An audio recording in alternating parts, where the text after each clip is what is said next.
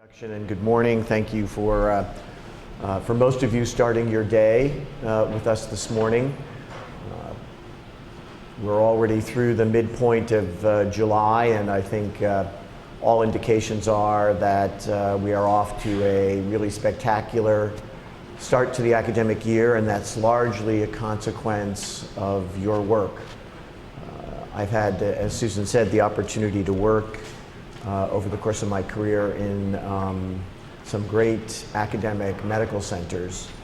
And I will tell you what really makes an academic medical center great are the quality and engagement of the trainees. And I have been thoroughly impressed in my brief introduction to the clinical services here. I did attend on the cardiology service back in April.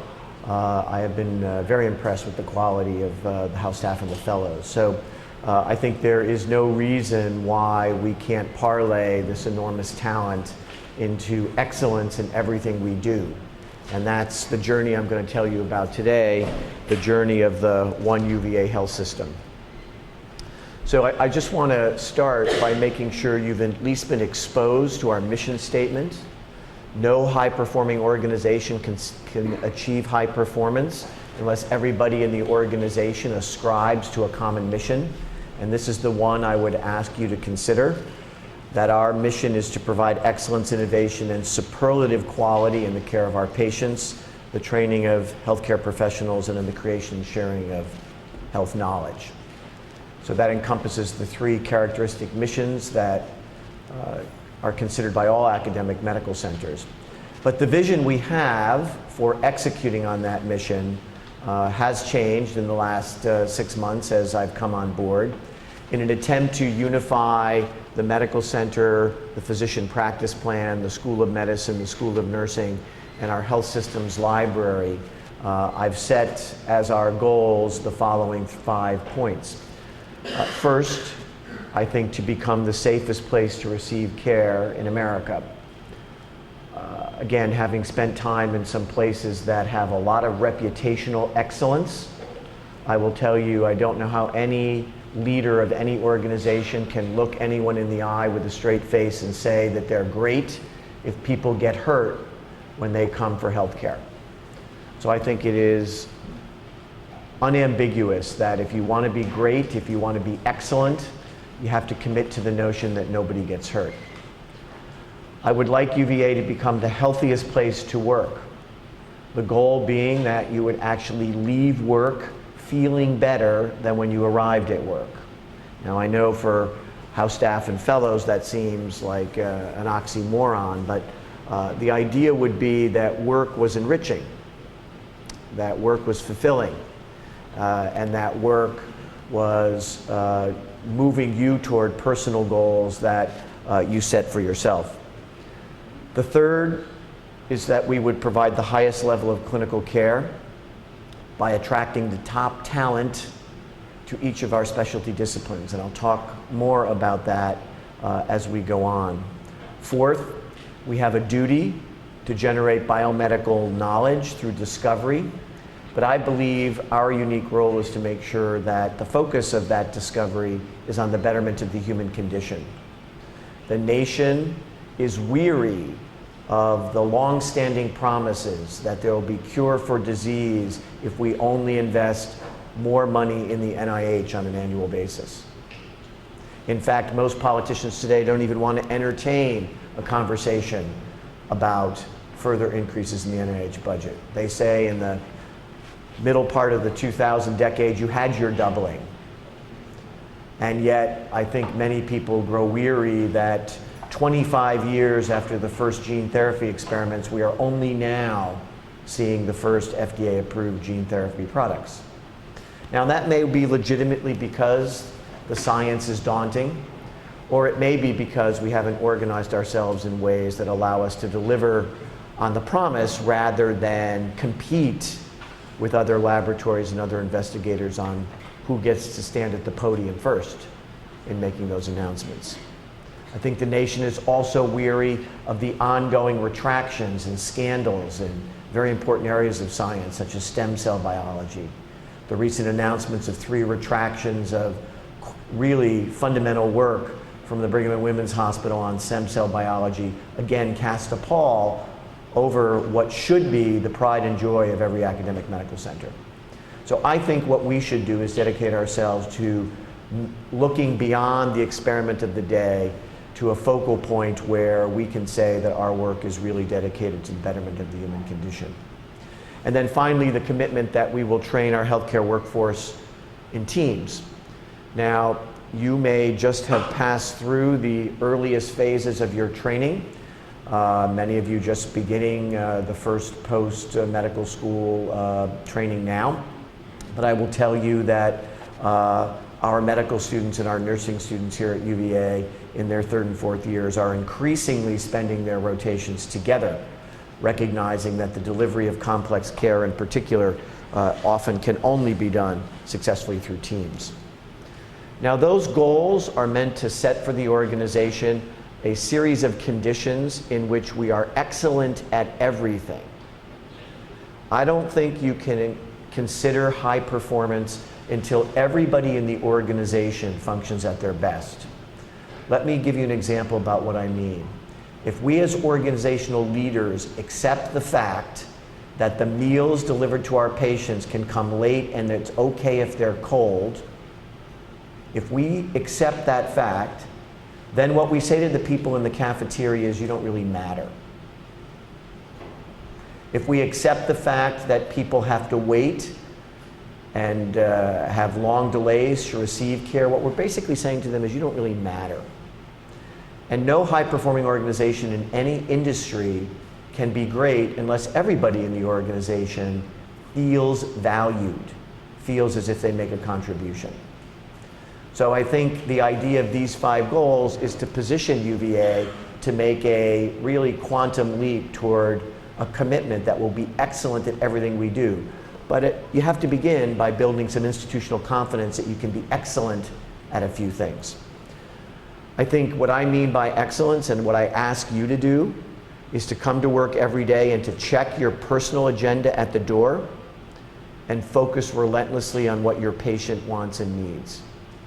Our job as leaders is to increasingly build systems of care around you that allow you to do that. Because I fully recognize today that often when you come to work fully committed to that proposition, you enter a chaotic system that is not aligned with those goals. I am fully aware of that. The work of leaders is to fix that system. Your job is to round on sick patients. My job is to round on sick systems and to fix those systems so that they are focused relentlessly on working with you and you working within them to meet this goal. The goal is to provide the right care to the right patient in the right place, on time, the first time, without defect, error, or waste. And I actually believe that this is achievable in a 3 to 5 year horizon when everybody in the organization agrees to that condition. But I would submit to you, I don't think you can say you're great at what you do if you can't meet this standard. And I'll focus on why I think this also helps us make an important contribution to the growing problem of the nation's healthcare crisis. I also want to implore you to engage with us in a commitment that you will help us create a workplace in which people feel physically and emotionally and professionally safe. To do this, everybody in the organization has to answer yes to the following 3 questions every day, what I call the trilogy. The trilogy is everybody in the organization, if it's a great organization, can say, I am treated with dignity and respect by everyone in the organization, regardless of my rank. You know, most people treat me with dignity and respect, at least to my face. I don't know what the hallway conversation is, but certainly to my face. But that's because I have standing. Great organizations, standing doesn't matter. Everyone is treated with dignity and respect. That you're given the tools that allow you to make a contribution to this organization that adds meaning to your life. That when you go home, the work you've done is fulfilling to you personally. And the third part of the trilogy is you're recognized for what you do. Only when, on a daily basis, I could walk around to everyone in this audience and ask those 3 questions and they could affirm them, only then can the organization really expect to be great. Now, this concept of habitual excellence, being great at everything you do, is not just a theoretical concept. It bears importantly, I believe, on the urgent issues of the nation's healthcare crisis. So you, the most talented generation to ever enter the field of medicine, are confronted with a set of national circumstances that are unprecedented. And that is that the nation is withering under the rising costs of healthcare. This from the very well-known Stanford economist Victor Fuchs, who says if we solve the nation's healthcare problems, practically all our fiscal problems go away. And then at the bottom he says, if we don't, then almost any other fiscal measure will not solve the nation's fiscal problems. Now, this is born of the fact that today we spend $2.7 trillion on healthcare in the United States. And sounds like a lot of money. If you say it really fast, you might be able to get over it. Trillion, billion, million, it all sounds like a big rounding error. But to illustrate how much $2.7 trillion is, if I had a $1,000 bill, which I don't, they don't print them anymore, and I were to lay it on this podium every 5 seconds, it would take me 427 years to count out 2.7 trillion. We would go well over our time here. But that's the nation's annual expenditure. But here's the consequence. The nation now spends 9 times more on healthcare than it does on education, 12 times more than on food aid. And you find your own favorite social cause, and you find that it is being completely overshadowed by the nation's healthcare expenditure.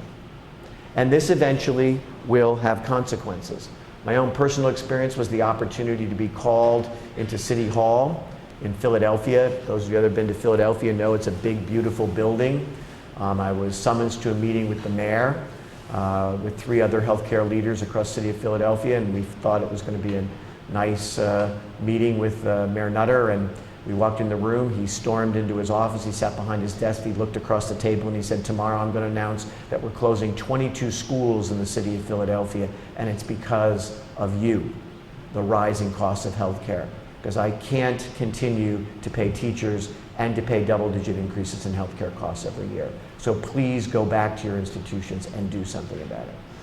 That is a very personal example of the tacit social choices that the nation is making in deference to the rising costs of healthcare. And importantly, you've heard lots of political rhetoric around the erosion of the American middle class, once the fabric that glued this great nation together and built it from its foundations in the industrial era now to the high-tech era. And many people sort of lament the fact that the middle class is eroded and point to underperforming schools, or they point to the recent recession. In fact, the erosion of the American middle class has nothing to do with those factors. The erosion of the American middle class is illustrated on this slide. And that is, over the last decade, as healthcare premiums have risen by 79%, 78%, functional wages of working class Americans have only risen by 19%. Employers cannot pay healthcare benefits and increase wages to a workforce. And this is the fundamental economic concept that has given rise to the notion that fixing healthcare fixes much of America's doldrums. But there is another looming issue that really makes these other things pale by comparison. And that is the fact that over the next 10 years, or 15 years actually, there will be a doubling in the number of Medicare beneficiaries. So today there are about 40 million Americans who receive Medicare benefits, who have paid into the Medicare Trust Fund since 1965 and believe at the age of 65 they are entitled to health care. But in 15 years there'll be 80 million as my generation, the baby boomers, enter Medicare. That is a demographic fact that no political rhetoric can take away. Over the next 15 years, there will be a doubling of the nation's requirement to pay health care benefits for senior citizens. And, as I'll show you in a second, the people that are going to bear the burden of that are you. Not just your challenge in caring for that growing number of elderly individuals, but you will be paying for it. Because as you know, for those of you getting a paycheck for the first time, there's a little box on that stub that says Medicare tax, which you think is your savings account. Pay into that with every paycheck, and when I get to be 65, there's a nice account that has my name on it that will allow me to have health care free. Your paycheck today is paying for the health care benefits of today's senior citizens. And that is an inarguable fact. So the doubling of the Medicare beneficiaries, coupled with this 7 to 9% increase per capita every year, is the nation's fiscal crisis. Now, this is the slide I just mentioned. Back in 1970, when Medicare was first formed, there were 20 million Americans, 1965, 1970, there were 20 million Americans that received Medicare benefits. But there were 4.5 or 4.6 workers supporting those people. As I said, in 2030, there'll be 80 million Americans receiving Medicare benefits, but there'll only be 2.3 workers supporting them. So I don't have to do the math for you. Either the benefits get cut way back, the taxes on your paycheck go up considerably, or suddenly 40 million Americans don't get benefits. None of which are particularly appealing choices politically. And then this is the third piece, which is the fact that in the blue line is the nation's total revenue, all the dollars collected by the US government. And the red line is the nation's spend on just 4 programs: Social Security, Medicare, Medicaid, and the nation's debt. And you can see here that for now, there is some additional money in the federal government to pay for education and to pay for forestry and to pay for clean water and to pay for transportation. But by the year 2025, at the current projection and predicated upon that demographic that I just showed you, the nation will spend every dollar it collects on just those 4 programs: Social Security, Medicare, Medicaid, and the federal debt. Which means no federal money for education, no federal money for defense, no federal money for law enforcement, no federal money for the environment. So this is 2025, less or roughly 10 years from now. And so when you begin to see in your life the pressures that are being brought on the government payment systems, you can understand why. Because right now, unless the nation cuts what it pays doctors and hospitals for Medicare and Medicaid, or eliminates certain benefits for seniors, the insolvency of the Medicare system is 10 years away. So we, as leaders of academic medicine, have got to begin to take a stand on helping to solve this problem. Government alone cannot solve this. Healthcare providers must contribute the solutions to these issues. So as I said, right now the nation is forced, has no choice but to cut payments. Cut payments for services that are provided, cut services to seniors, cut payments to hospitals as a way to try and postpone the insolvency of the federal healthcare system. But those of you that have any economic background know that such price controls have as a cost reducing access to services for the most vulnerable people. And as evidence of that, I want to just show you some testimonials. This is from the Congressional Budget Office. The prices paid by Medicare for healthcare service are very likely to fall increasingly short of the costs of providing those services. By the end of the long-range projection period, that's 10 years, Medicare prices for hospitals, skilled nursing facilities, home health, hospice, ambulatory centers, diagnostics, many other services will be less than half of the level under the law, under the conditions prior to the law. That's the Affordable Care Act. Medicare prices will be considerably below the current levels paid by private health insurance. Well before that point, Congress will have to intervene to prevent the withdrawal of providers from the Medicare market and the severe problems with beneficiary accesses that could result. So that's the Congressional Budget Office. Here's some examples, and I want you to just focus on this last bullet point. Nearly 13% of family physicians, in responding to a 2010 survey, said they would no longer consider seeing Medicare patients. 62% said that they may be forced to stop accepting new patients. And 73% said that they would almost certainly limit the number of Medicare patients in their panel. So evidence that price controls lead to limited access. Not what I entered the profession to engineer socially. But there is a second opportunity, and that's what I want to talk to you about for the balance of our time. There is a really great opportunity to take the dialogue in a very different direction and to deliver greater value for the $2.7 trillion that we spend on healthcare, and to bend the cost curve that currently puts the nation on a trajectory toward almost certain financial insolvency. And that is the concept of improving our way out of the dilemma. By focusing everything we do relentlessly on what patients need. By doing away with, in our daily work, things that add no value to patients. And people like the former US Treasury Secretary Paul O'Neill estimate that just getting rid of the waste in the system, waste defined as things that add no value to you or your patients, just getting rid of the waste would save the Medicare and Medicaid services $300 billion a year and would save the nation $900 billion a year.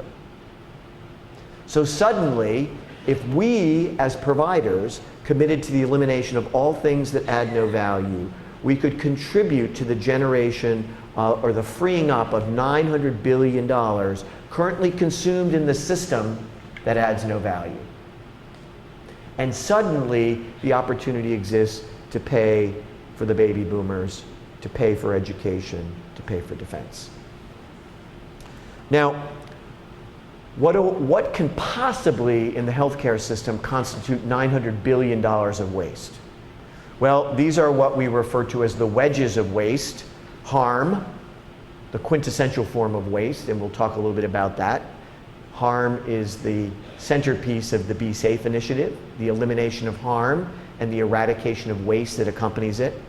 Overtreatment, things we do that patients really don't need. Defects in care delivery, things you encounter every day in trying to deliver care to patients. Failures in care transitions, failure to anticipate what the social and behavioral as well as medical needs of our patients are when they leave hospitals. Excess administrative costs, that's me. And then fraud and abuse. So those are 6 things that occur every day in the healthcare system that arguably add no value. I would ask you to reserve your judgment on whether I add value until you see and help us contribute to the outcomes of Be Safe. Then you can decide whether or not I bring value. But at the end of the day, if what you do is not meeting a patient need, it can be defined as valueless. Now I pause because there are some things that are required from a regulatory perspective that we consider valueless, but are nonetheless required. But take all that, and still about 1/3 of what we spend in healthcare, no one would argue adds value. And that is simply tested by the fact, would you want it to happen to you or a loved one, right? The things that go wrong in the course of care that when we're a patient or when our mother's a patient, we are absolutely crazed about. I don't know about you, but this morning at 10:45, I have an appointment with my new baby to go to the pediatrician. And if I'm sitting in that office at 11:15, not being seen, I'm going to be really upset because I got other things to do. Now, somehow I imagine I'm not going to be waiting for 30 minutes. But it is an example of waste. And I'm going to talk more about that later. So in the course of trying to eliminate waste, why begin with safety? Why be safe? Well, I think you begin with safety for a couple of reasons. First of all, it's unassailable. Right? Please raise your hand if you'd like to get an infection when you come to the hospital. Nobody ever raises their hand. Yet if we were to sit here, we could have a really reasoned debate about whether 90-year-old people should be dialyzed. Rationing, another way to control cost. But I think those are tough conversations. The idea that nobody should get hurt, everyone agrees with. Everyone agrees with. And I'll show you, it constitutes a substantial amount of financial waste. Secondly, it violates our professional duty. People in this room all swore an oath, some of you very recently, that said we would do no harm. Not that we would do no harm when it was convenient, but that we would do no harm first. Harm is therefore the most elemental form of waste. It adds no value to anybody, and importantly, it can be eliminated. And that's what I'm going to show you in Be Safe. And that by eliminating harm, an organization like UVA builds institutional confidence that you can be great, that we can do anything. Once we eliminate all forms of harm, we are going to be enormously proud and have renewed confidence that anything is possible, because we will have achieved high performance in a very important domain. So the idea of Be Safe is, can the elimination of harm, hospital-acquired infections, medication errors, readmissions, serve as a starting point for reducing unnecessary costs in healthcare? And in doing so, can we fulfill our dual professional duties to both do no harm and to be good stewards of finite resources? That is what is going to be required of us. Now, how big a problem is harm? Well, 5 to 10% of all inpatient admissions are complicated by hospital-acquired infections, 1.7 million a year. It's about 100,000 people die and about $30 billion spent on treating these conditions. And I say this by way of comparison. On the left-hand side of the slide is the Alcoa, Kentucky aluminum plant. This is the company Alcoa is so important to this town in Tennessee. The town named itself after the company, Alcoa, Tennessee.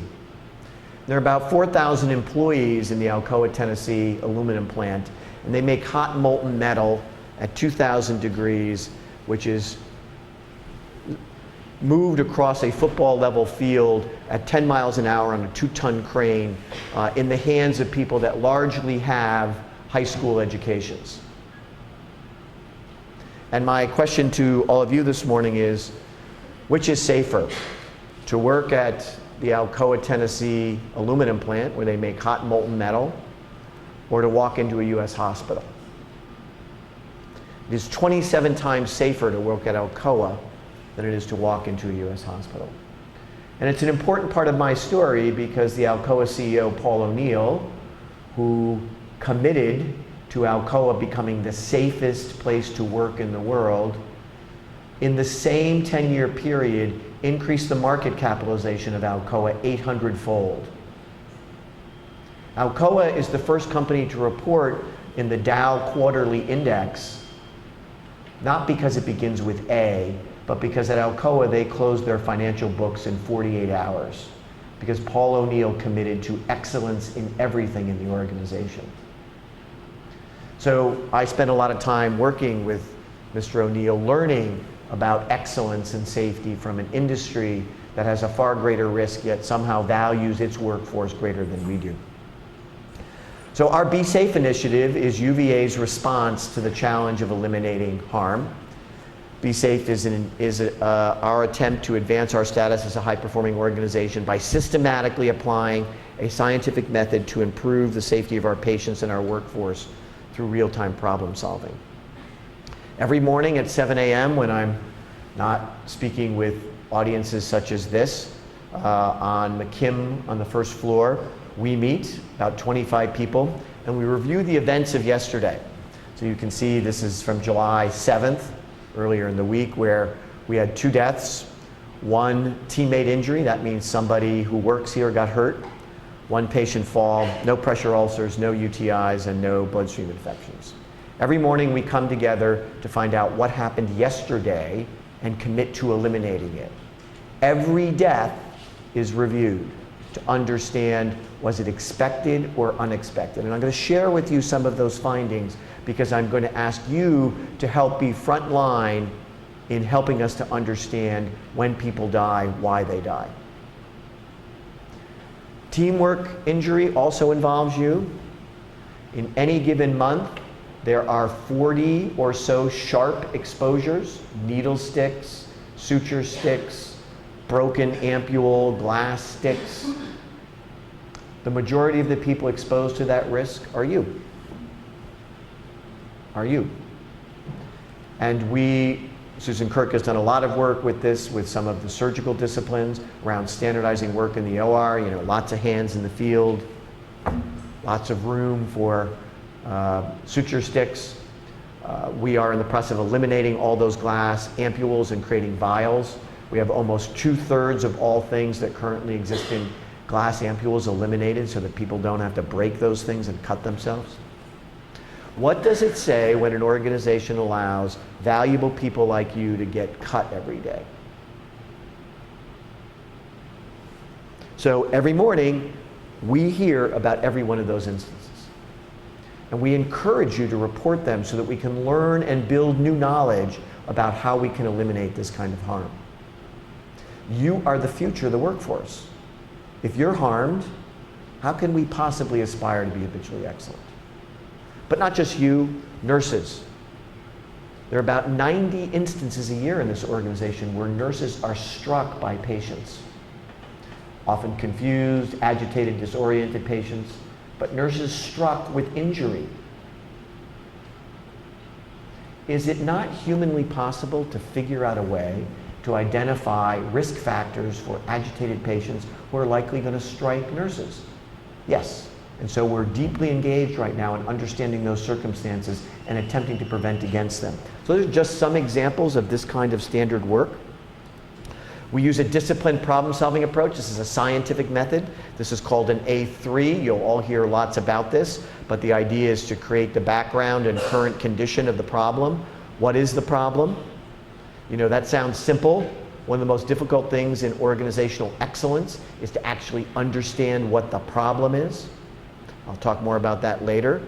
The current condition is how the work is currently done. The target condition, importantly, is what you would like the work to look like when it was perfect. Not what I want the work to look like, what you want the work to look like. And then a clear, unambiguous, detail-oriented action plan to do it. And the problems that we are encountering every morning are being subject to that review. So let me show you some of the results. So here you see over a 4-year period our catheter-associated urinary tract infections. You can see that over fiscal year 11, 12, and 13, not a lot of movement. Then you see suddenly this dramatic reduction catheter-related urinary tract infections, such that we are now looking at about 75 infections in the fiscal year 14 that just closed. Our goal is 0. But standard work in understanding how to place, maintain, and manipulate catheters is an important part of this. And you will be actively involved in dialogue in which nurses on the front line will ask you, do we really need this catheter? Because the one way you can absolutely be certain no one gets a urinary tract infection is they don't have a bladder catheter. We will engage you in standard work for those of you involved in placing catheters. But this is largely a function of our nursing services who will be responsible for the maintenance and manipulation of those catheters. Substantial improvement in a 1-year period compared to a time when we were simply watching the data. This is bloodstream infections. You can see that there's been improvement over time, but really exponential improvement in FY14. Now nearly 40 bloodstream infections compared to in the upper hundreds before, so that we are making sizable progress toward the elimination of these harmful conditions. I want to share with you some data about our mortality. There are 31 hospitals in America in the University Health Consortium that do neonatal ICU care, pediatric ICU care, and all forms of solid organ transplantation. That is UVA. We do very complex, high-end care. And this is the list of 30 other organizations in the country that actually do similar levels of care.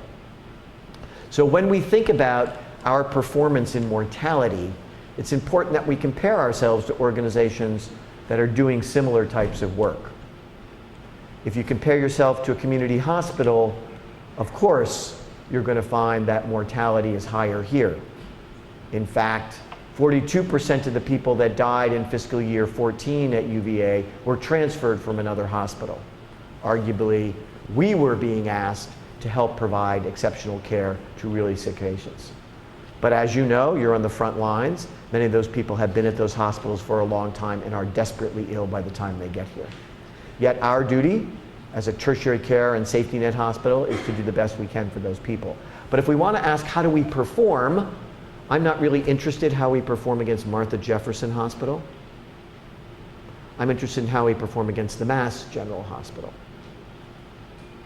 because that's what I consider to be our peer group. And I think you'll see here somewhere the Massachusetts General Hospital. So this is our overall mortality over a 2-year period. And you can see that UVA is right here with an observed to expected mortality of 0.98.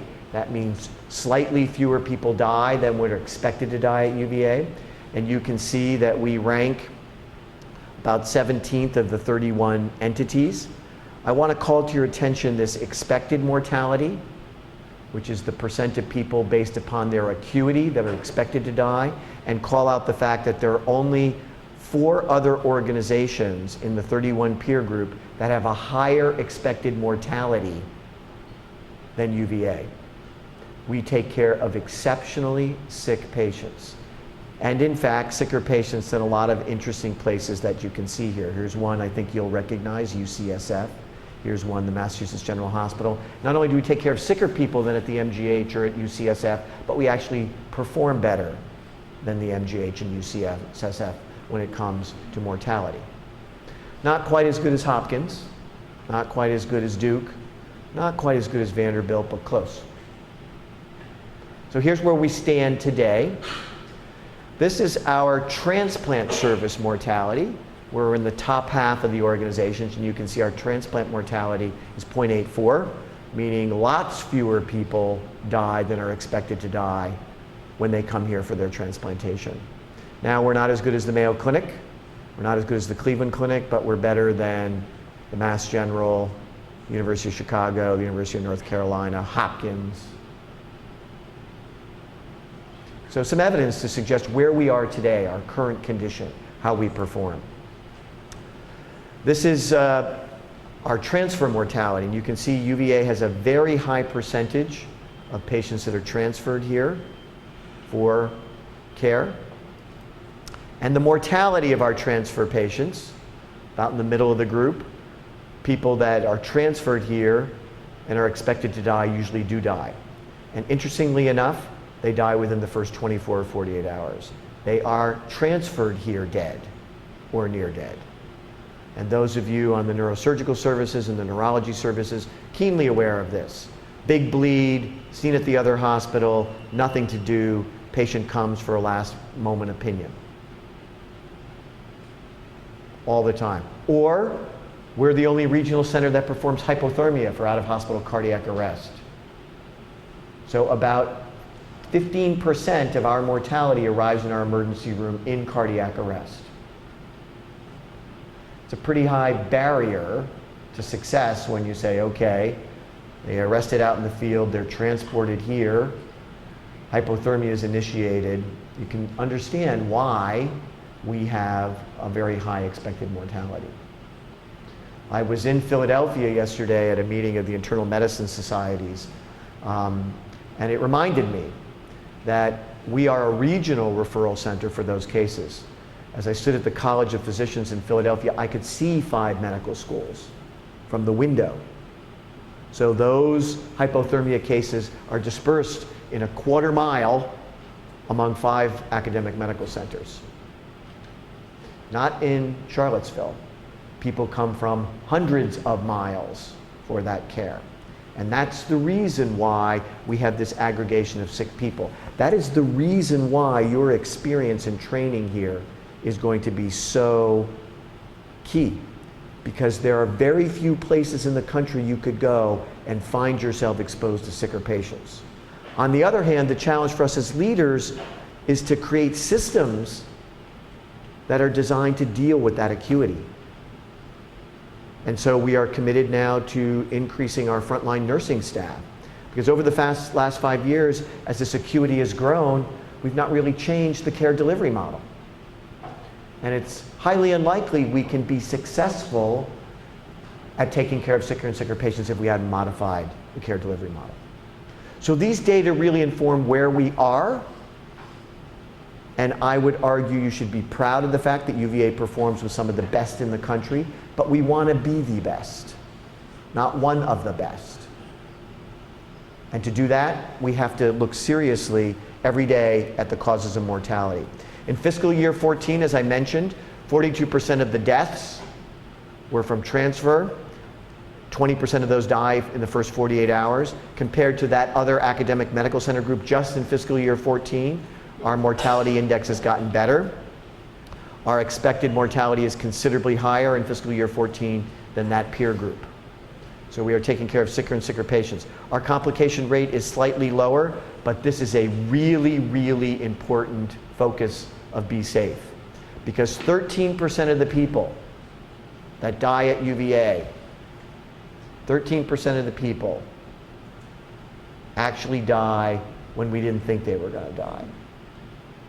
They die unexpectedly, meaning you went home last night and you came back in this morning and someone you were taking care of yesterday was dead, and when you left, you had no idea that person was going to die. Be Safe is focusing on unexpected deaths. And last year, 13% of the nearly 800 mortalities could be classified as unexpected. And the reason for those unexpected deaths fall into two big categories: delays in recognizing how sick the patient was and initiating treatment, and from aspiration pneumonia. Now, you're going to look at me and say, well, we know that, Dr. Shannon. What we're going to do is going to be designing systems, particularly around aspiration pneumonia, that recognize the phenotype of people at risk in whom we can intervene to reduce the morbidity and mortality associated with aspiration. It is humanly possible that people could come to UVA and not aspirate. It is humanly, physiologically possible. So why not? Why not? Why not reduce nearly half of the unexpected mortalities? It is humanly possible that we can create systems at UVA that pick up earlier and earlier weak signals that a patient is getting sick. Signals that in the course of your busy day may escape your radar screen. But when you go back and look, they're there. They're there. We need to elevate those weak signals to your attention through a series of system redesigns that call these things out. And your job is, when those weak signals are brought to you, you recognize them. Examples: two big groups of patients. Heart failure patients who slip-slide away over a course of a 48-hour period because somebody missed the weak signal. Or liver failure patients, cirrhotics, who come here very sick and who the increase in the coagulopathy or the increase in the encephalopathy sort of goes a little bit unnoticed, only to find the patient in extremis in a short period of time. Those are examples of weak clinical signals that propagate into unexpected deaths, and ones that we are committed to eliminating. I want to finally show you some satisfaction data. So we have 2 pilot units for Be Safe, 5 central and the medical intensive care unit. In April, we began those initiatives on those units. Here is the satisfaction data, and you can see at the end of the year, in 1 quarter of being engaged in Be Safe deeply on those 2 units, there is an exponential increase in patient satisfaction. Patient willingness to recommend the hospital 9 or 10, up to a very high level. Doctor and nurse communication markedly increased over that period of time by just building on those pilot units a system of care designed to meet patient need by the elimination of all harm. That's in just 1 quarter. Monumental increases. And you can see over the last other quarters, the control periods, randomness in satisfaction. This is a strategic intervention designed to deliver what the patient wants and needs, and it is resoundingly successful by any measure in doing so. And the goal is to roll that out to every inpatient unit over the course of this year and to every outpatient practice over the course of next year. So that everywhere in the organization is built a system to deliver in a high-performing way what patients want and need. Now, I want to conclude by leaving you with the economic benefit of what I just showed you. Why aspiring and achieving excellence is the key to solving the nation's financial problems. So this is from a 26-bed ICU that I oversaw in Pittsburgh, where we committed to the elimination of bloodstream infections, ventilator-associated pneumonias, and methicillin-resistant Staph aureus infections. We committed to that over a period of 1 to 2 years. 26 ICU beds, just 26 beds. So you could see that we improved the operating performance of those 26 beds by $1.2 million, $1 million, and $295,000 over a 2-year period. In addition, Highmark, which is the Blue Cross affiliate in Western Pennsylvania, paid the hospital a $3.1 million pay-for-performance bonus for the good work by eliminating things that nobody wanted. Now let me pause here and say, if Highmark paid us $3.1 million, how much did they make on the deal, right? They're not in the business of being generous. And in fact, it was around $14 million that third-party payer saved over a 2-year period on our 26 beds.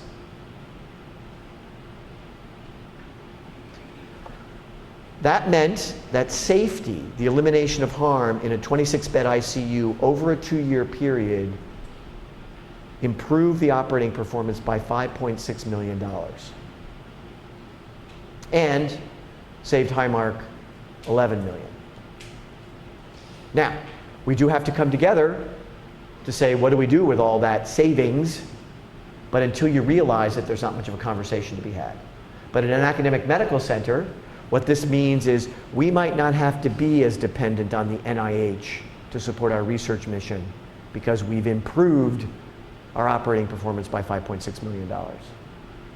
And we improved it not by cutting things, but by eliminating harm.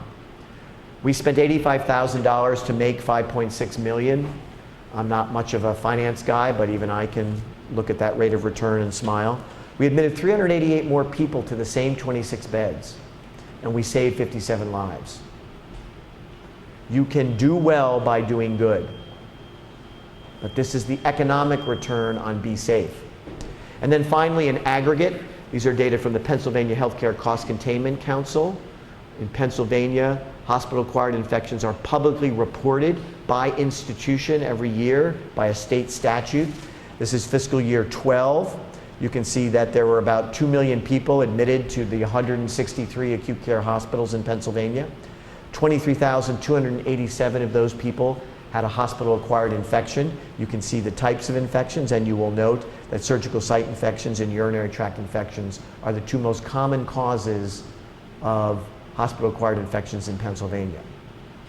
Now, if you ask the question, if you get an infection, what's your mortality? You can see over 9% versus 1.8% if you don't. You stay in the hospital 22 days if you get an infection, as opposed to 5. You get readmitted 41% of the time, as opposed to 16% of the time. Said differently, if you want to fix readmissions, if you really want to fix readmissions, eliminate hospital-acquired infections. That's the halo effect of excellence, that many of the other defects in the delivery system derive from something as fundamental as harm. And that when you eliminate it, you suddenly reduce your readmission rate substantially. You don't have to build a whole new system to deal with readmissions. You just deal with the upstream harm, recognizing the right problem to solve for. And that's why beginning with harm has such a halo effect in an organization, because you look up and suddenly fewer people are dying, fewer people are being readmitted, and more margin is being generated for the organization. And you build this great confidence that you got it, you got it.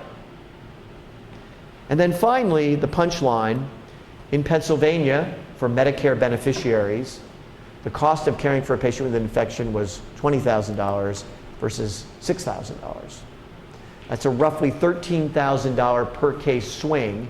And if you multiply $13,000 by 23,287, that means the Commonwealth of Pennsylvania spent $328 million on the care of people with hospital-acquired infections that we know and we are showing can be eliminated. So UVA, between fiscal year 13 and fiscal year 14, saved about $1.3 million attributable to the reduction in catheter-related UTIs and bloodstream infections. And there's more out there. But that's $1.3 million that can hire nurses and respiratory therapists or more interventional radiology fellows. Pick what you want. But there are no choices unless we start to realize this benefit. That's what Be Safe is about. And you, by virtue of your role, will be on the front line of the rollout of these programs. And so my plea to you today is to recognize that as a provider community, we have a really critical role to play, and we only have 10 years to play it. That we have the tools available which allow us to aspire to the goals that I set. We certainly have the talent to do it. And now the job of leaders is to create high-performing systems in which you can work to achieve those goals. But I ask you to join us in the work. It can't be done without you. You are the front line. I ask you to check your personal agenda at the door and treat everybody with dignity and respect. I have an 8-week-old baby. I know what it's like to be sleepy, even though it's not the same sleepy you have. But check that agenda at the door and come to work saying, what's the contribution I made today? What do I have to offer? What can I bring? What can I recognize? What can I call out? And at the very least, what I can do is be respectful of everybody that I encounter. And in doing so, we build the context for a great organization. So I'm going to skip these last two in the interest of time and conclude with this. High-performing organizations are really the best in class. They're not reputational excellence. You know, I get a kick out of being in Philadelphia yesterday. Every corner of the Schuylkill Expressway has somebody sign that says they're one of the top 100 hospitals in America. In fact, there are 1,000 hospitals in America that say they're in the top 100. But high performance is being best in class by being excellent at everything you do. Not excellent at cardiac surgery, but not good at something else. And that comes when leaders declare that it's not going to be the same old way anymore, and that we empower the workforce with disciplined problem-solving sets. And all of us commit to being the very best we can be at what we do. No excuses. Habitual excellence requires that we continuously improve, and the way to continuously improve is to learn every day how to do your work better. That's why all of us gather at 7 o'clock in the morning to learn what happened yesterday and how we can make it better. The elimination of harm and unexpected deaths is an unassailable goal, right? No one wants it, and an illustration of the importance of values as a starting point. Coupling the business case for quality with performance improvement can accelerate our progress. I think if you knew there was a couple $1 million out there at stake, it probably makes a difference in people's perspective. And importantly, the resources liberated from the elimination of waste can fuel the virtuous cycle that is needed both for academic medical centers such as UVA, but also for the nation's healthcare crisis. So I appreciate you taking your time this morning. I welcome you to UVA. I look forward to engaging with you in this process. We very much need your help, and we very much look forward to you aspiring with us to be great at everything we do. Thank you very much.